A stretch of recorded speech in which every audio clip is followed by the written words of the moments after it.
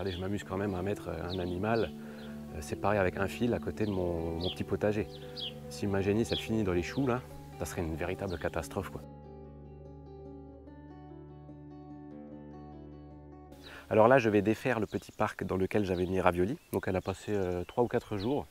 Donc on peut voir qu'elle a bien nettoyé le terrain, hein, puisque le terrain il aurait dû être comme ça. Bon, on voit bien là au niveau de la clôture la différence entre la droite et la gauche. Donc elle a bien travaillé là pour une petite génisse qui était toute seule. Vraiment, elle a bien mangé parce que souvent les animaux, quand ils sont tout seuls dans un parc, ils passent quand même beaucoup de temps à regarder les oiseaux et surtout qu'elle est au foin, quoi. Donc je la sors pas avec une grosse faim. Et c'est vrai que plus on va avoir d'animaux dans un parc et plus il va y avoir de compétition et ça va les encourager à manger, manger, manger. Et donc ça fait vraiment des terrains bien nettoyés. Et là, une petite génisse comme ça de 8 mois toute seule qui est au foin les 3 quarts de la journée, ben, je trouve qu'elle a bien travaillé, quoi. Et du coup, je vais défaire le parc, hein, parce que là, on va arrêter de lui faire gratter ça, surtout qu'on a de la belle herbe à côté, là. On a de l'herbe, on a du trèfle, on a ce qu'il faut. Il y a même un petit peu de boutons d'or. Elles aiment bien, dans une certaine mesure, en manger. Et puis en plus, là, en ce moment, on a donc des journées, des après-midi à 30 degrés, donc elle sera à l'ombre du noyer, quoi, elle sera bien. Donc je vais lui faire un parc juste à côté, quoi, hein. Là, jusqu'au tronc, on revient. Et comme ça, elle va me nettoyer cette partie-là. Alors je vais vous montrer un petit peu le b.a-ba de la clôture électrique. En tout cas du déplacement de la clôture, je ferai d'autres vidéos parce que aujourd'hui on a beaucoup de gens qui manipulent des clôtures électriques, notamment dans le monde des chevaux. Et en fait ils n'y comprennent rien, ils ne comprennent pas le principe de la prise de terre, ils ne comprennent pas comment on fait des bonnes clôtures pour que les animaux ne se barrent pas. Dans les campagnes on a beaucoup de problèmes avec des chevaux qui cassent les clôtures parce que c'est pas le cheval qui a cassé la clôture, c'est jamais la faute de l'animal, c'est souvent la faute du propriétaire qui a fait n'importe quoi. Et donc voilà, si ça peut vous aider à ne pas avoir d'animaux qui divaguent, surtout moi regardez, je m'amuse quand même à mettre un animal séparé avec un fil à côté de mon petit potager. Si ma génisse elle finit dans les choux là, elle me casse tout, quoi. Pareil dans les oignons, tout ça, le semis de carottes, j'en parle même pas, ça serait une véritable catastrophe, quoi. Donc il faut savoir faire des clôtures. Et avec des animaux qui respectent les clôtures, il n'y a aucun problème, quoi. Ils ne la franchiront jamais. C'est psychologique, quoi. Pareil, il y a des gens, ils s'amusent à mettre des animaux avec une clôture électrique, mais ils ne mettent pas d'électricité dedans ou la batterie elle est à plat, etc. Alors là, forcément, votre animal, s'il n'a plus rien à bouffer, il va sortir. C'est automatique, parce que c'est pas le fil en soi qui va arrêter un animal. L'animal, ça, il passe à travers. C'est vraiment psychologique, c'est une barrière psychologique qu'on leur construit. Donc si il n'y a plus d'électricité, la barrière psychologique n'existe plus. Ça sera juste un fil tendu. Et les vaches, elles n'en ont absolument rien à branler d'un fil tendu. C'est l'électricité qui... Il faut vraiment comprendre ça aussi. Parce qu'on voit même des gens aujourd'hui qui font des clôtures, ils mettent un piquet tous les 3 mètres et un fil électrique. C'est du gaspillage de piquets. Parce que, encore une fois, ce n'est pas la solidité de la clôture qui est important. C'est le fait que ça cogne, c'est le fait qu'il y ait de l'électricité. On pourrait même, je dirais, si on pouvait faire des clôtures sans piquet, avec un fil en lévitation comme ça, ça marcherait aussi. Donc ça ne sert à rien de faire des Fort Knox avec des fils électriques. Il faut surtout avoir toujours du jus dans le fil. C'est tout. Et ce qui est important, c'est d'avoir toujours des piquets d'angle plus solides que les piquets de ligne. Et si on respecte 2-3 principes, il n'y a jamais un animal dehors. Ça fait 4 ans que j'ai des animaux. Les 2 premières années, c'était même des génisses. Les génisses, ça se bouscule pas mal. Elles sont toujours en chaleur. Il y a quand même des risques d'avoir des animaux dehors. J'ai jamais eu d'animaux dehors, en fait. Donc j'ai des voisins, ils sont arrivés avec leur cheval. Au bout de 3 mois, le cheval il était dans le champ de blé du voisin. Parce qu'ils ne savent pas faire des clôtures électriques, en fait. Et il y a aussi une géométrie à respecter. Toujours faire des angles droits, pas plus petits qu'un angle droit, parce que ça devient un cul-de-sac pour l'animal. Et s'il y a un animal dominant derrière lui, l'animal va se faire pousser dans cet angle, et il ne va plus pouvoir en sortir, et il va du coup préférer passer les fils que de se faire massacrer par l'animal dominant. Voilà, c'est des petites règles comme ça. On n'apprend pas ça à l'école, on n'apprend pas ça à la télé, on apprend ça nulle part. Donc c'est pour ça que je vous fais des petites vidéos, je vais vous faire des trucs plus construits sur la clôture électrique, sur comment je fais les grandes clôtures fixes. Là c'est de la petite clôture temporaire. pour le petit parc à génisse. Donc je vais vous montrer là comment je travaille pour le défaire et le refaire juste à côté, en essayant de parler en même temps et de vous expliquer. Allez, on fait ça, je vous mets sur le trépied. Alors déjà, quand on manipule les fils en nylon comme ça, moi je mets toujours des gants, des bons gants en cuir, parce qu'on a toujours, enfin ils s'abîment avec l'âge, c'est pas éternel, et on a toujours des petits fils électriques, les petits fils de fer électriques qui sont, des fois on a des fils cassés ou des fils qui ressortent. Et si jamais je m'amusais à faire ça sans gants, là, le long du fil, je le sens d'ailleurs, je serais en train de me planter plein de fils électriques dans les doigts, et ça ferait très mal. Donc pour choper le tétanos, il n'y a rien de mieux. Donc on met des bons gants en cuir et du coup ben, on ne réfléchit pas. Pareil pour les piquets, quand on tire sur le piquet là, voilà, avec des gants ça vient tout seul. Si j'ai pas mes gants, je me fais super mal aux mains. Donc les gants en cuir déjà c'est indispensable quand on fait de la clôture, quoi. Donc là je défais l'alimentation, voilà, et je vais enrouler mon fil. Alors là on est sur des enrouleurs Lakmé, ils sont très bien. Ils sont corrects, c'est pas toujours bien le matériel Lakmé, mais tout ce qui est enrouleur et isolateur, je trouve que c'est très bien. J'achèterai pas d'électrificateur chez eux, mais pour le reste c'est correct. Le petit matériel c'est correct. Parce que pareil, hein, si vous vous amusez, si vous voulez faire l'économie des enrouleurs et d'avoir j'ai déjà vu des gens qui avaient un bâton, quoi. Genre, puis après ils faisaient comme ça autour du bâton. Sauf que quand vous faites comme ça autour du bâton, vous abîmez votre fil en fait. Donc vous faites certes l'économie d'un enrouleur, mais vous allez bouffer 5 à 6 fois plus de fil dans votre vie. Donc en fait, vous n'allez rien gagner à la fin. Donc on fait ça proprement avec un enrouleur. En plus, ça permet de ne pas se faire chier. En plus, ici, j'ai choisi des piquets d'une entreprise, c'est Horizon, c'est le fabricant Horizon. Et vous voyez, j'arrive à sortir les fils comme ça sans les mains. Regardez, il est pris dans le piquet et hop, il est sorti. On ne peut pas faire ça avec tous les piquets et ceux-là sont vraiment géniaux, quoi. Et pour les piquets d'angle, je mets du fer à béton de 10 avec des isolateurs à visser. Donc pareil en fait, hein, au bout d'un moment, c'est des gestes qui se font très très vite. Hein. Là, en moins de 10 minutes, je vais faire un nouveau parc pour ma petite génisse. Et c'est impeccable, quoi. Elle va y faire 3 ou 4 jours, pareil. Elle sera bien, elle aura de l'herbe, de l'ombre. Voilà. Donc là, on a enroulé le fil. Alors le fil, c'est du fil qui est, alors je sais pas si on va le voir, c'est du fil qui est tressé. C'est pas du fil qui est simplement enroulé comme ça, comme de la corde. Il est vraiment tressé. Je sais pas, bon, on verra peut-être pas.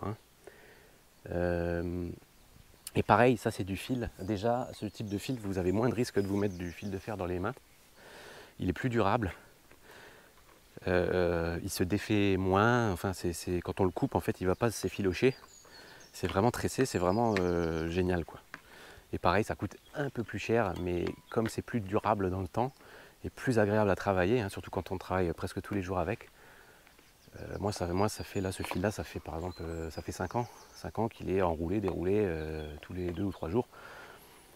Et c'est génial, quoi. Alors là, ça c'est pareil, c'est du Lakmé, c'est du matériel Lakmé et c'est du Tresso Pro. Voilà, c'est la gamme Tresso Pro. Et ça c'est pareil, je suis obligé de le prendre sur internet parce que tous les magasins agricoles ici ils connaissent pas, quoi. Ils ont 30 ans de retard. Voilà, ils aiment bien se faire chier, je sais pas. Alors peut-être quand on est agriculteur, qu'on a besoin de 30 km de fil, forcément ça revient moins cher d'acheter le fil de base, le fil bleu là, mais on se fait vraiment chier avec. Vraiment. Et là, pour de l'utilisation assez intensive, en plus c'est vraiment mieux. Le tressé est mieux pour l'intensif. Parce que dans les autres fils, vous aurez plus vite fait de casser les liaisons électriques, quoi. Les fils électriques vont casser et du coup votre fil après il est plus conducteur. Alors que là, comme je vous dis, ça fait 5 ans que je l'ai et il est conducteur du début à la fin. Voilà, donc maintenant je vais retirer les piquets. Donc toujours avec les gants, c'est plus pratique, même si hop, en ce moment c'est assez facile, surtout que je les ai plantés il y a seulement 3 jours les piquets, donc ils n'ont pas encore pris. Donc je récupère les piquets plastiques sous les bras. Ah ben voilà, j'ai besoin des deux mains ici. Et ben dis donc, vous voyez, donc là, avec des gants, ça sera quand même mieux que sans gants.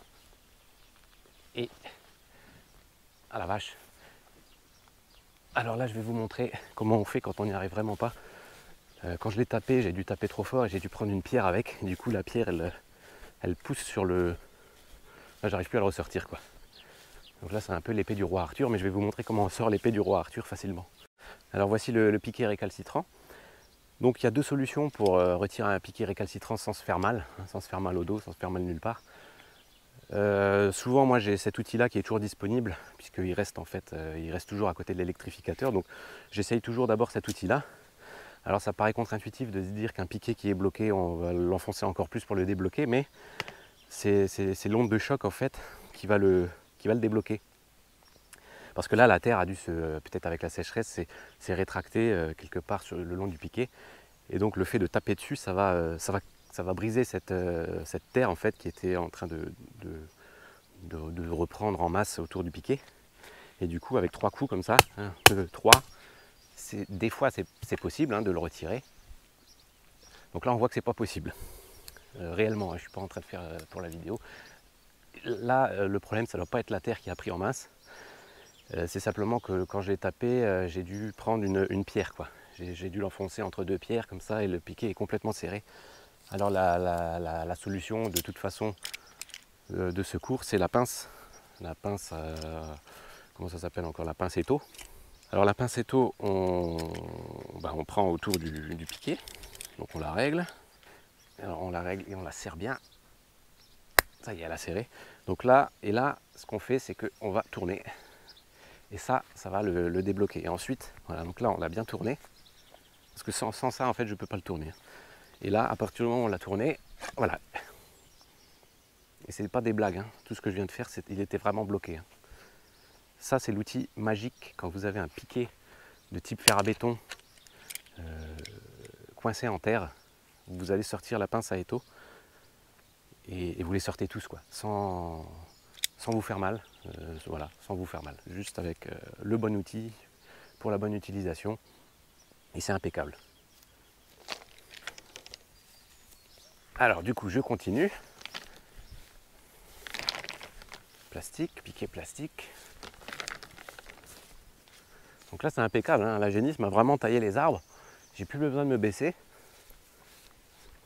C'est l'avantage des vaches, quoi. C'est que c'est assez haut. Et les vaches adultes, elles peuvent vous tailler les arbres à 2 mètres. Donc là, c'est vraiment encore mieux, quoi. J'ai vraiment plus besoin de me baisser. Voilà, donc là, j'ai récupéré mes piquets. Donc, on va replacer les piquets d'angle. Voilà, donc aujourd'hui, elle va venir jusque là. Pareil, elle va pouvoir me tailler la branche qui est là. Je pense qu'elle va y passer. Mais c'est très bien, c'est pas grave. Alors, elle va venir jusqu'ici.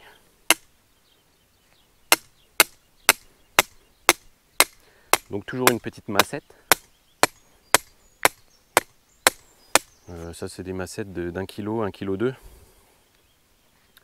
Pareil, hein, y a massette et massette. Une massette de 600 grammes, vous ne travaillerez pas de la même manière qu'avec une massette d'1 kg 2. Donc au magasin, il faut toujours faire attention. Et malheureusement aujourd'hui dans les magasins de bricolage, on a de moins en moins de choix.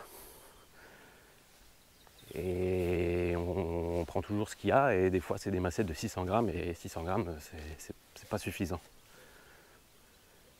Alors elle va venir jusqu'ici. Là, je suis hors champ, mais c'est pas grave. Voilà.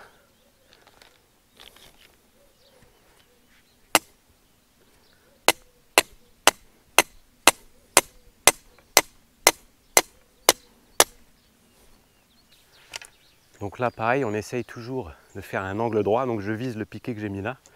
Le piquet que j'ai mis là. Et du coup, mon piquet va tomber ici.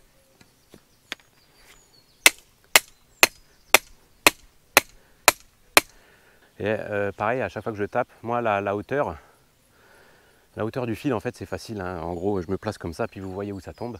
Ça, c'est la hauteur de mon fil. Ça me permet, si jamais j'ai besoin d'enjamber un fil qui est électrifié, hop, c'est la hauteur de mon entrejambe, en fait.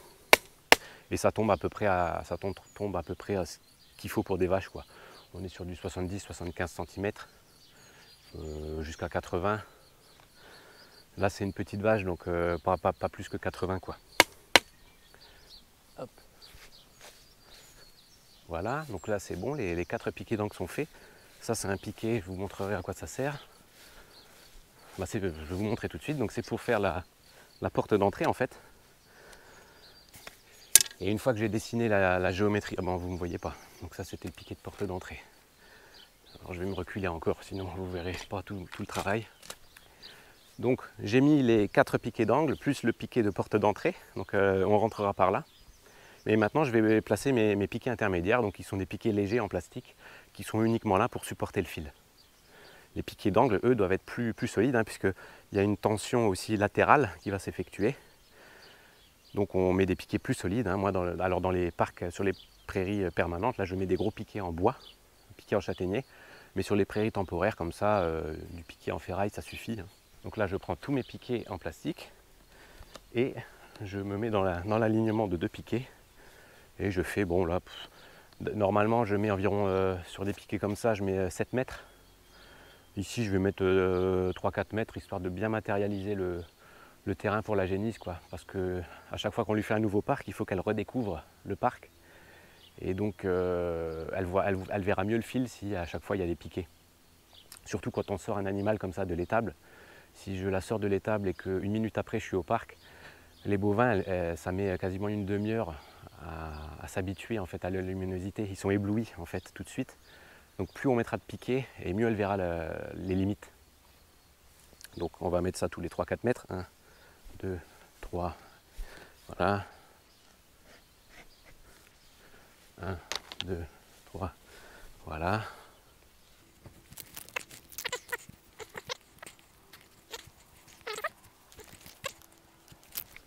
On va s'en mettre 2 ici. Donc, hop. Alors ici on va même en mettre 3 parce qu'on a un léger dénivelé, on a quasiment 20 cm d'écart entre le haut et le bas. Donc on va suivre la ligne de courbe. On va en mettre un ici dans le fond et un sur la butte. Voilà. Et ça va permettre au fil. Le fil du coup va bien suivre la ligne de niveau.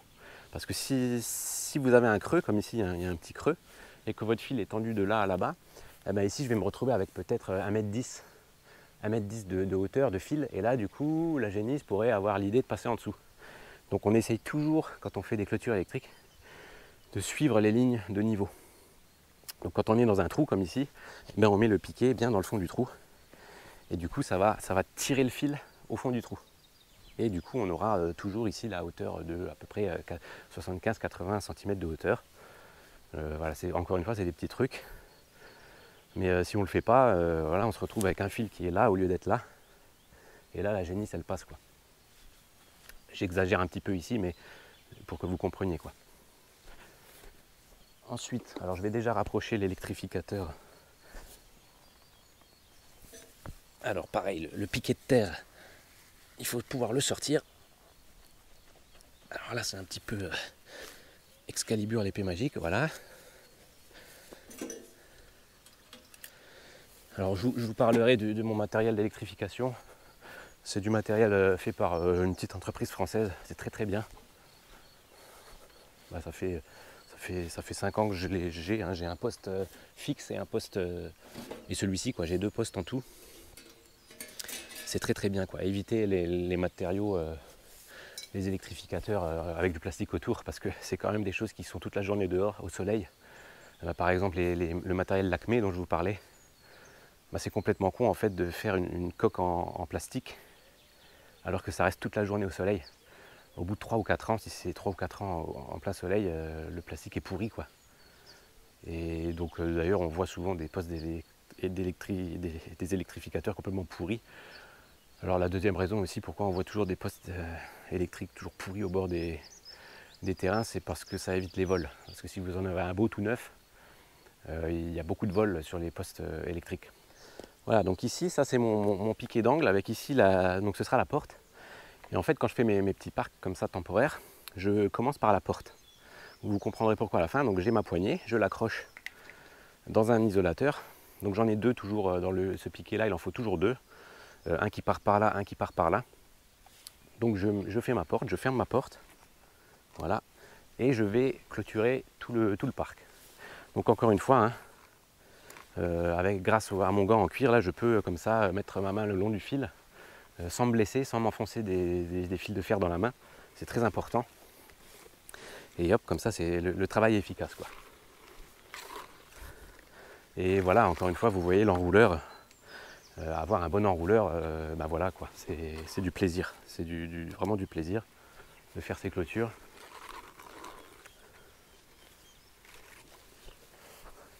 Et pareil, donc les piquets horizon, la manière de mettre le fil dans le piquet n'est pas toujours pareil en fonction des piquets. Et celui-là, c'est super pratique, quoi, super facile. Regardez, hop, il est rentré. Et c'est des petits détails, mais si vous n'avez pas le bon piquet, pas le bon enrouleur, pas le bon fil et que vous n'avez pas des gants, là, ça devient un calvaire en fait. Et c'est vrai comme ça pour tout dans la vie. Si vous n'avez pas le bon matériel et pas les bonnes pratiques, là, tout devient un calvaire. Voilà, donc ici, je finis mon parc, voilà, par l'angle. Hop. Et simplement, je fais un retour comme ça. C'est posé par terre, ça y est. Là, mon parc est fait. Et en fait, alors attendez, il doit me manquer un piquet. Non, j'ai ce piquet là. Donc j'ai toujours le piquet là en plus. Ce qu'il faut comprendre, c'est que du coup, là, j'ai ma porte. Et regardez, le fait que j'ai commencé par la porte, hop, j'ai ma porte. Et ici, je vais planter un piquet. Tant qu'à faire. Voilà, ce piquet là, il est juste pour pas jeter ma poignée par terre, hein, c'est un peu con, parce que j'aurai quand même la génisse dans la main en même temps, donc il faut que ce soit accessible. Donc là, je vais rentrer avec ma génisse, hop, je vais lui demander de se retourner, je vais venir attraper ma poignée, et je ferme le parc. Et c'est terminé. Et je vais au milieu du parc, et puis je la lâche, et tout le monde est content. Et c'était simplement, voilà, ça paraît bête, mais les premières fois que vous faites un parc, vous commencez jamais par la poignée, enfin par la porte. Et c'est pas la même histoire. Il faut, dans ce cas-là, si j'avais inversé, si j'avais fini ici par le rouleau, eh ben, ça aurait été le rouleau que j'aurais dû manipuler le rouleau en fait.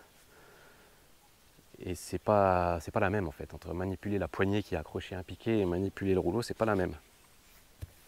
Alors maintenant, je vais vous montrer la liaison, donc l'alimentation en électricité. Voilà, donc on a l'électrificateur.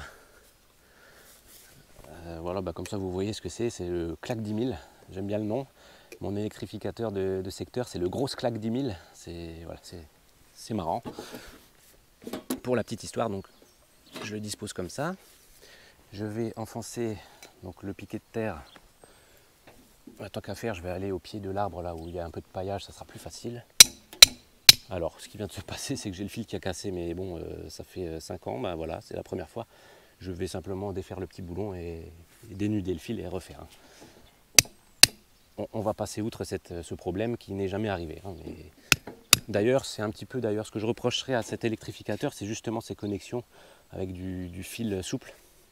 Je trouve que c'est un peu léger. Le fabricant devrait changer ça. Voilà, ça serait d'ailleurs la remarque à faire. Je me suis toujours dit que la connexion était un peu à chier.